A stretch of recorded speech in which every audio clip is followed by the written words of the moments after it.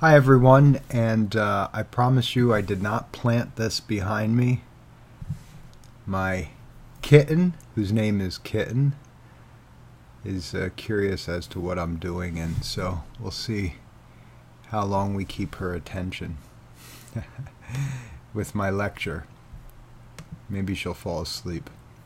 So let's take a look at Lecture 2, Circumscription of the Topic. What's circumscription? Well, circum is going around, like circumnavigation is going around the world, navigating around. Circumscription is writing around. Script is to write. What does that mean? Circumscription, to write around something. I think James is very deliberate in using this idea of circumscription. When you write around something, you write about it, like taking a walk about around something. We're going to begin going around something and looking at it from a multiplicity of angles, not getting fixated on one point of view.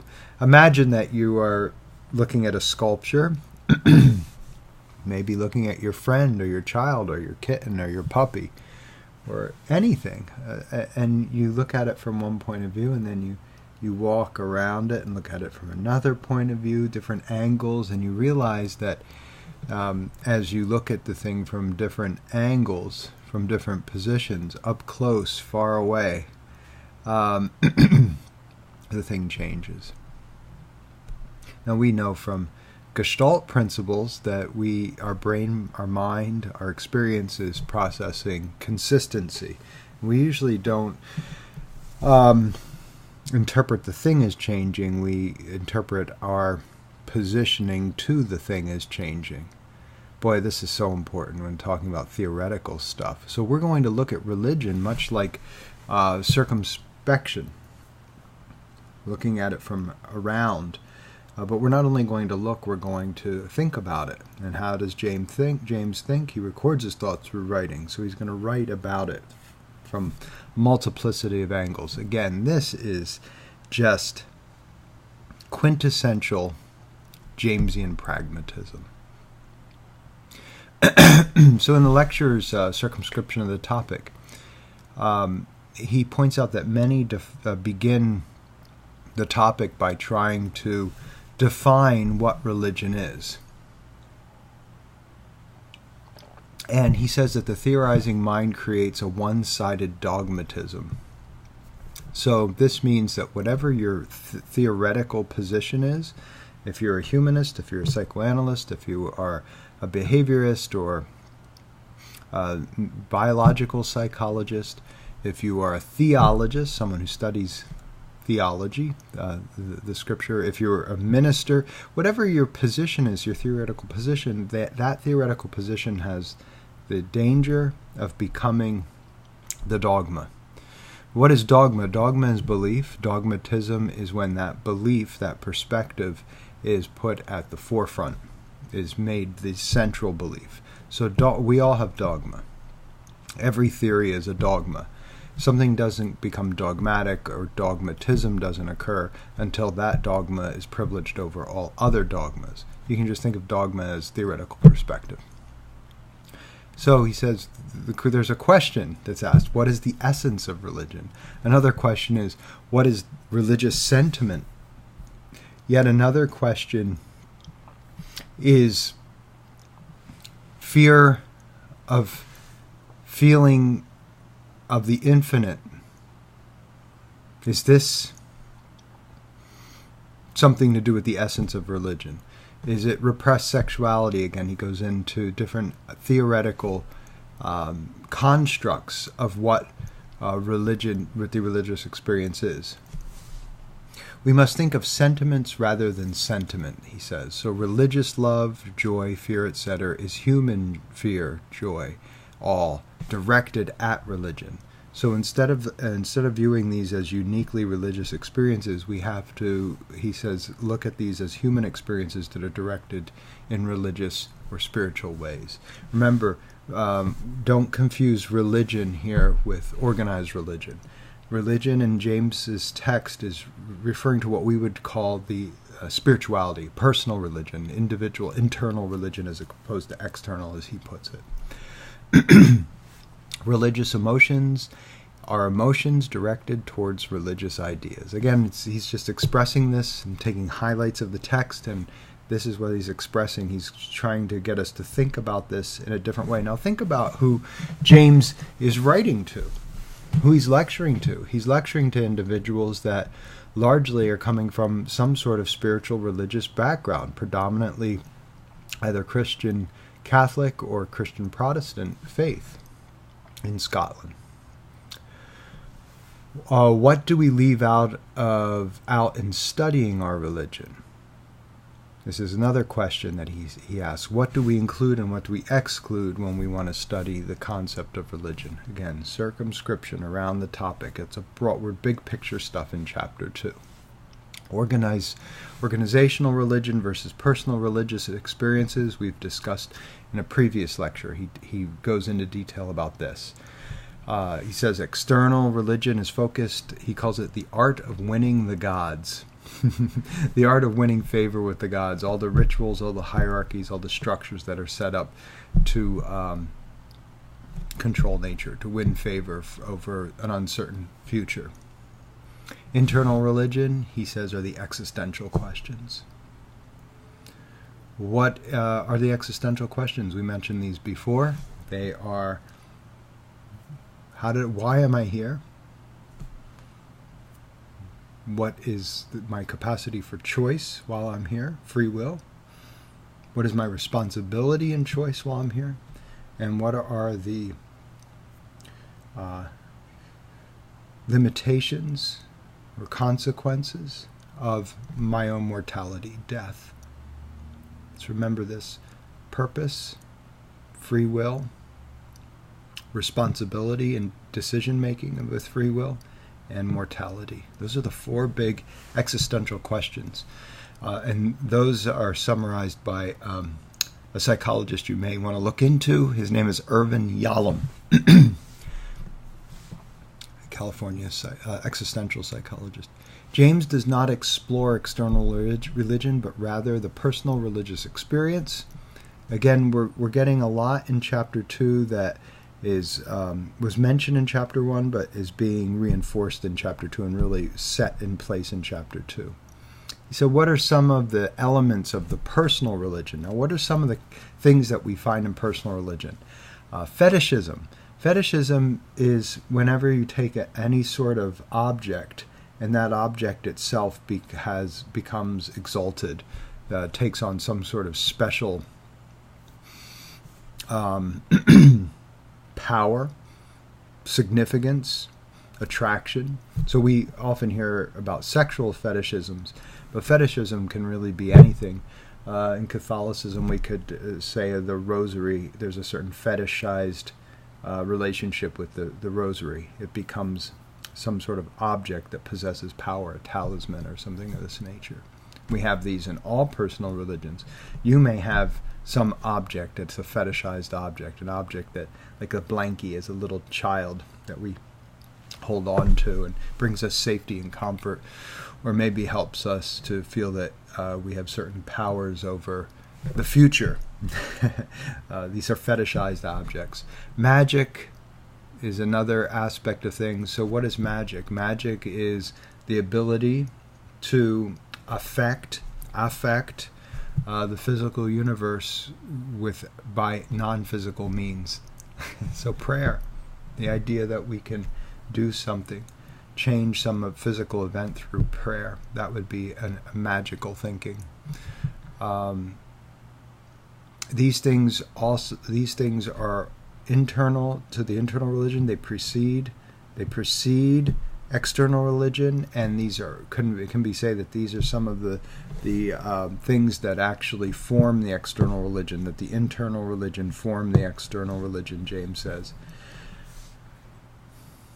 James' definition of religion in Chapter 2. The feelings, acts, and experience of individual men in their solitude, so far as they apprehend themselves to stand in relation to what they consider the divine. Look that up, read it, read that chapter 2, and read it to yourself and think about this. The feeling, acts, and experience of individuals in their solitude alone, so far as they apprehend themselves to stand in relation to what they consider divine. Boy, this would be the good essay question. What do you consider to be the divine, and where do you stand in relation to that? That might be a question I might ask for this week for you to write on. What is divine? Not all religion has a God. So, incidentally, Emersonian Transcendentalism, the New England Transcendentalists, who were the predecessors to the entire Nietzschean secular existential movement in Europe, Buddhism, in much of Buddhism, there is not supernatural. There's not gods. There's no God to pray to. When you see rituals with incense and in certain aspects of, say, Tibetan Buddhism, you see different aspects of ancestor worship, etc. This isn't the same as our Judeo-Christian Islamic concept of creator and God. This would be more like you taking wisdom from thinking about or talking to, internally praying to, or talking to your dead grandparent, perhaps, or a dead friend, or saying, this is this kind of spirit. It's not like the idea of a God in this concept. So the divine doesn't always include, we're transcending, the divine doesn't always include the concept of God or gods. What seems to be important is the individual's relationship towards what they consider to be divine. This is another great question. What do you consider to be divine in your life? How does that compare to what others find divine in you, say your family and your friendship group? Is it the same? Is it different? And how does that affect relationships that you're in, or the social structures you're in? How does it affect how you go about living your daily life? These are all very important questions James are putting to us. What are the qualities of the divine? Well, he says the divine has an overreaching primal origin, first things of beings. Boy, this is something that's not going to make quantitative psychologists very happy. We're talking about something very ethereal, a sense of eternal. Freud talked about this oceanic sense. Anyone who has spent time in the ocean knows that this feeling of primal, kind of transcendent grandiosity, something much bigger than ourselves, when you're in that ocean. And the waves, I'm not talking about the waves crashing on you, I'm talking when you're out beyond the break and the waves are just coming up and down and flowing, you're going with us, and sometimes you look out on the ocean and you get a real sense of existential dread, angst. It's deep. You wonder, how deep is it? And even if it could only be a foot over your head, but you still have this sense of the imagination. We get in touch with this expansiveness of the eternal. I think that's what James is talking about here. This is not necessarily to do with gods or God, or it's something to do with a relationship to that which we consider divine. Here she is. Overreaching primal origins of the first things of beings, the collective unconscious, the thing that unites all of us together, where we all come from, what we all relate back to, regardless of our individual experiences in life. A sort of orientation to make sense of things. So whatever, James says, whatever we find divine becomes our orientation. What's orientation? It's the star, the orient. The star that orients our entire life. Whatever we make the center of our life organizes everything else around our lives. Everything else around our lives. Everything else in our lives around that central concept. I know it would come out sooner or later. So you can even ask, this is another great question to ask yourself. What is it that you find divine, fetishized objects, etc., and how does your life structure? How does this help to understand how you come to view the world and structure the world around this? Religion is man's total reaction upon life. He further describes religion as being man's reaction to life, to being. Shakespeare asks, to be, or not to be. That's the question. Existence. It's our relationship with the idea of existence. We're dealing with some heady philosophy here that certainly becomes existential phenomenological humanism, which we're going to talk about next week with Gordon Allport. Total reaction or attitudes versus everyday reaction or attitudes. This is a very fascinating aspect of the chapter that he brings up. He asks us to make the distinction between our general attitudes towards religion versus our everyday practices that could be very religious. So even those of us who might really proclaim science or evolution or anything that seems non-religious, we find on a daily in our daily lives we do have religious reverence for certain ideas, a certain sense of sacredness, and he's asking us to be aware of this when there's a distinction between the generalized concept of religion and how we actually live our lives and what we find reverence in and divinity in. I can't help but to think that we are dealing here not with red versus white wine, but with different varieties of reds and white wines. He believed in no God, and he worships him. That's what James says on an atheist. He believes in no God, and he worships him. James says that for many of us, our disbelief in God, that for many of us who are atheists, our disbelief in God becomes almost a reaction against a nagging certainty in God. I know that's rather abstract. Let me think how I can put this another way. When there's nothing to react against, there's no reaction.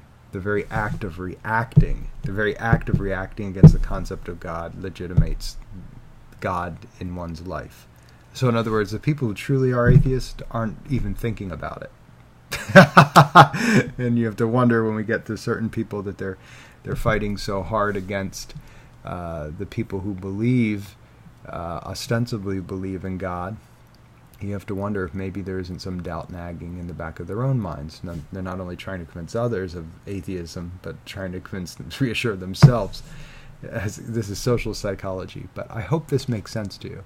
When you don't have the thing, when the thing's not nagging at you in some way, you don't even think about it. It's not even an issue. You're off doing something else. You're eating a pizza. You don't care because it's a non-issue. When you really have to argue for something, that there's some personal investment in it. I hope that makes sense. It's a really important distinction. I often get it.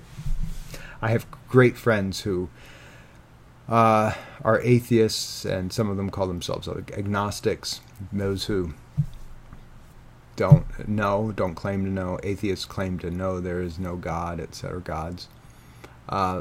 I don't really even entertain the question because it's not important to me for some reason. I've never been interested in supernatural.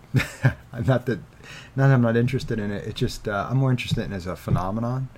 I've never had any need to go beyond that personally, or propose any gods or anything like this. But it's not something I even have any